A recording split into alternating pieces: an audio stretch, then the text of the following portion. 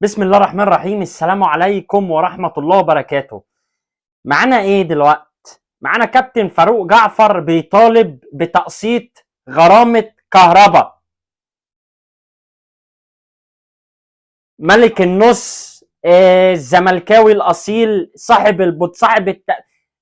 صاحب حاجات كتير. بيطالب لما يبقى رئيس يقسط غرامة كهرباء عشان عشان يعرف يصرف ويعرف يعمل وحواديت جميلة قوي. طبعا اللقاء ده اتحذف من على قناة اون سبورت وصفحة لميس الحديدي. الجزء ده مش اللقاء كله، الجزء ده ممكن يكون رجع بعد الفيديو ده. لحد دلوقت الجزء ده محذوف، بس على مين؟ اي حاجة مسجلة، احنا بنكتب التاريخ هنا. طبعا عشان هلبس انا كوبي وحاجات ياما، وزي ما صفحتي اتقفلت على الفيسبوك كان عليها 30,000 متابع، سرقوها مني وضربوني وعملوا معايا حاجات وحشة قوي. انا ممكن هبقى اعمل اعدل في الصوت ولا اعمل اي حاجة، فهيبقى الصوت غريب كده شبه النانانيس اللي بتتكلم. ولكن اهو اللقاء. لكن انا ثواني يا كابتن يا ملك النص، ثواني بس عشان اوري الناس، بس ثواني قبل ما نبدأ. ادي لايك، اشترك في القناة، قول رأيك كزملكاوي على موضوع تقسيط غرامة كهرباء.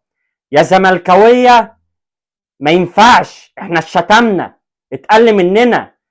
اللعيب هرب من النادي وعقده كان مستمر مع النادي، كان على ذمة نادي الزمالك وهرب.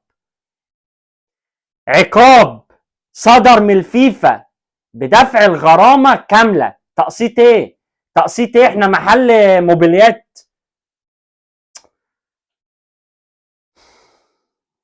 نسمع كده.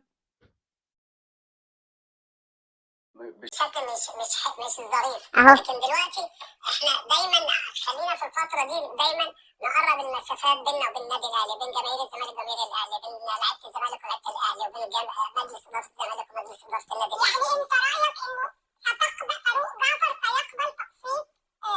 سيقبل تقسيط غرامه الكهرباء؟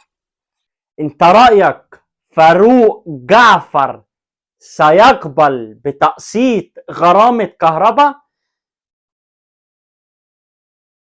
موي يوتي. انا اسف، انا اتكلمت ياباني. قولي تاني كده يا استاذة لميس. يعني انت رايك انه ستقبل فاروق جعفر سيقبل تقسيط غرامه الكهرباء؟ ما دفعش، هتعملي ايه؟ وقال انا بطلت كوره، هتعملي ايه؟ راحت عليك الفلوس. لكن انا بص دلوقتي، انا كهرباء دلوقتي انا محتاج الفلوس بتاعته. انا واحد ده حاجه طبيعيه جدا ان اي بلد في العالم بتاخد قرض من بلد بتقسط لها الفلوس، ما تجيش تديها كاش. فالضغط لو عملت الضغط على اللعيب انا الخسران بشكل مش تاني. لكن دلوقتي احنا دايما خلينا في الفتره دي دايما نقرب المسافات بيننا وبين النادي الاهلي، بين جماهير الزمالك وجماهير الاهلي، بين لعيبه الزمالك ولعيبه الاهلي، وبين مجلس اداره الزمالك ومجلس اداره النادي الاهلي. يعني انت رايك انه ستقبل فاروق جعفر سيقبل تقسيط غرامه؟ طب تفرضي الكهرباء ما دفعش، هتعملي ايه؟ وقال انا بطلت كوره، هتعملي ايه؟ راحت عليك الفلوس. لكن انا ببص دلوقتي، انا كهرباء دلوقتي انا محتاج الفلوس بتاعته. فانا واحد ده حاجه طبيعيه جدا ان اي بلد في العالم بتاخد قرض من بلد بتقسط لها الفلوس، ما تجيش تديها كاش.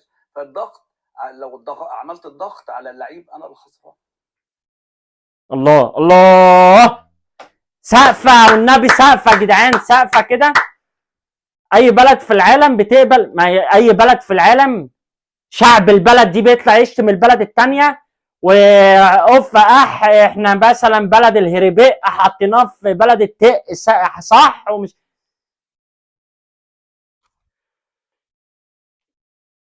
كابتن فاروق جعفر، انا ما عنديش تعليق عشان انا يعني هبقى قذر في التعليق بتاعي. انا يعني اخصائي اجتماعي نفسي، بس انا ما يعني في الكلام ده ما بحبش الغباء. انا الغباء بكرهه. انا مش هعلق على اي حاجه. قول راي حضراتكم في تعليق، ويا ريت نفوق شويه بقى، يعني نتكلم شويه نشوف اللي بيحصل ده. طلع راوج ليه لان ايه؟ هيتاخد الكلام بتاعه ده جس نبض. جماهير الزمالك هتعمل ايه؟ لا دي جماهير الزمالك نايمه، صباح الخير الحق لسه نايمين. طب قسط، لا ما حدش يقدر يقسط غرامه كهرباء، غرامه كهرباء امن قومي مش عارف ايه. يعني ايه ما حدش يقدر؟